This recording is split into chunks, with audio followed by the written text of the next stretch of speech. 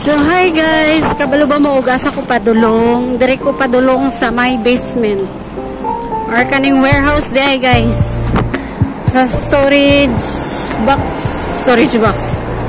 Sa kuan nga magpa-storage, mahadlok ko dire mo sulod sa hay kay dagko kayo ang truck.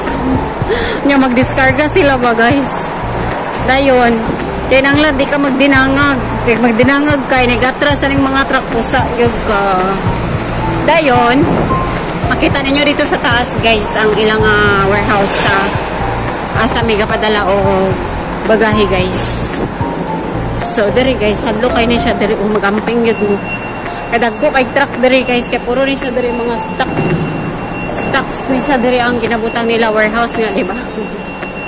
So mato ta sa taas guys sa 11. So kaning ilang elevator guys, murag usa siya ka balayan. O gamay. Ako kay siya, as in, pwede ka rin magsayaw-sayaw guys. 11. Tara. Mag-storage ko guys.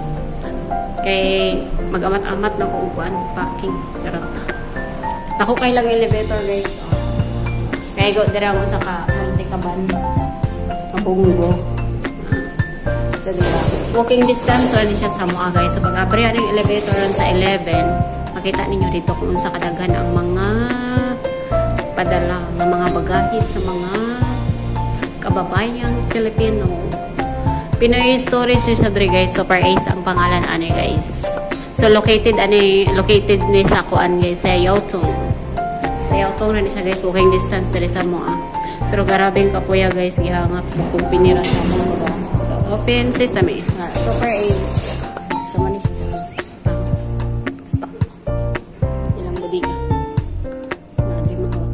Sulod mga abat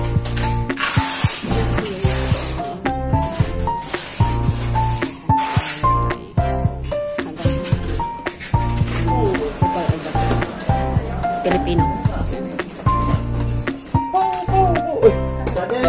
Ay, pangalawa to kayo. Ang dami.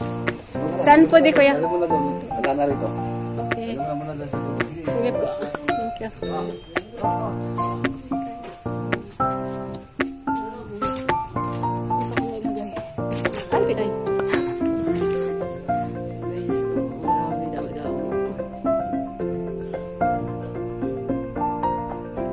Diri guys ang storage dito pa. Pero siya pinaka-main sa Super Ace. Grabe ang dami tino. May yung pangalawa ko dito. Kasi ma'am, mabait yan si ma'am. Bisaya yan si ma'am. Sige pa.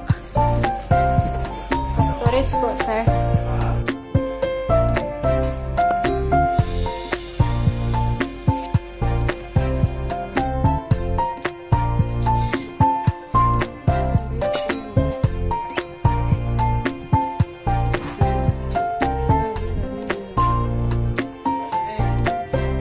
Ayan pala.